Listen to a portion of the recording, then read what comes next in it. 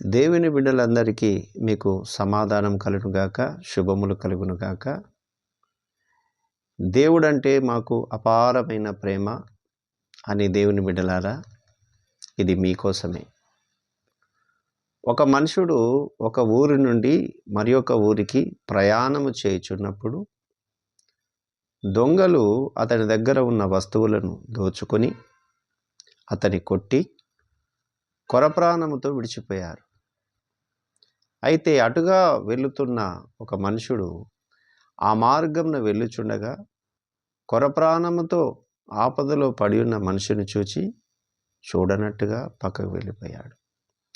రెండవ మనుషుడు కూడా ఆ మార్గమున వెళ్ళుచుండగా కొరప్రాణముతో ఆపదలో పడి ఉన్న మనిషిని చూచి చూడనట్టుగా పక్కకు వెళ్ళిపోయాడు.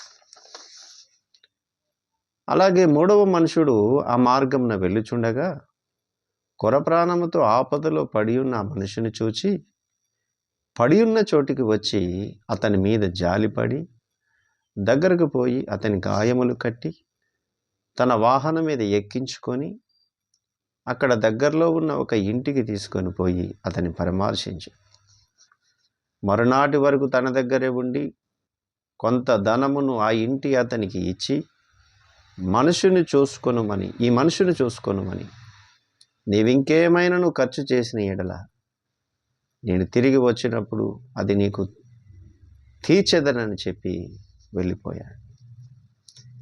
బైబిల్లో ఉన్న ఒక వాక్యమును మనం చూసినట్లయితే యోహాను రాసిన మొదటి పత్రిక 4వ అధ్యాయం 20వ వచనంలో ఇలా చెప్తుంది, తాను చూచిన సహోదరుని ప్రేమింపనివాడు తాను చూడని దేవుని ప్రేమింపలేడు.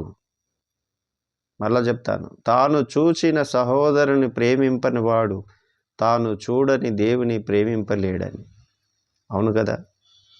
ఆ మూడవ వ్యక్తి ఆపదలో పడి ఉన్న మనిషిని చూచి తన దగ్గరికి వెళ్ళాడు, గాయాలు కట్టాడు, తన వాహనం మీద ఎక్కించుకున్నాడు, ఒక ఇంటికి తీసుకొని వెళ్ళాడు, పరామర్శించాడు, మరునాటి వరకు సమయాన్ని వెచ్చించాడు, కొంత ధనమును వైద్యం కోసం ఇచ్చాడు.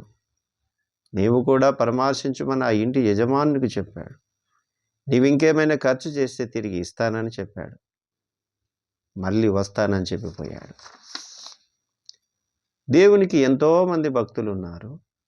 దేవుని నేను ఎంతో ప్రేమిస్తున్నాను, దేవుడు అంటే నాకు ఎంతో భక్తి, ఆ దేవుడు లేకుంటే బ్రతకలేనని చెప్తారు. దేవుడు నాతోనే ఉన్నాడు, నాలోనే ఉన్నాడు, ఆయనకు ప్రతి దినము నేను ఆరాధిస్తానని చెప్తారు.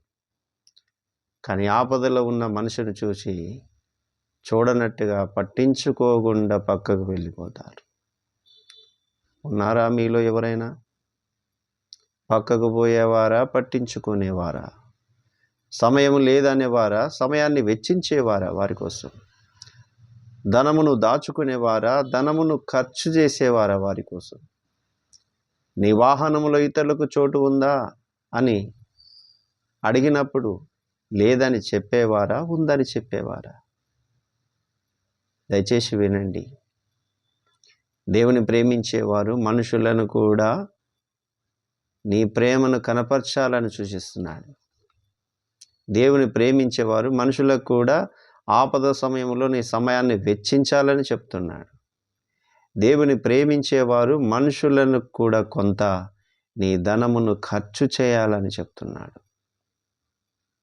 కాబట్టి నువ్వు చూచిన మనుషుని ప్రేమించలేని వాడు నీవు ఎప్పుడు చూడని దేవుని ప్రేమింపలేవు. దేవుని బిడ్డలారా, మీకు అందరికీ సమాధానం కలుగునుగాక. దేవుడు మిమ్ములను, మీ కుటుంబాలను దీవించునుగాక. ఆమెన్.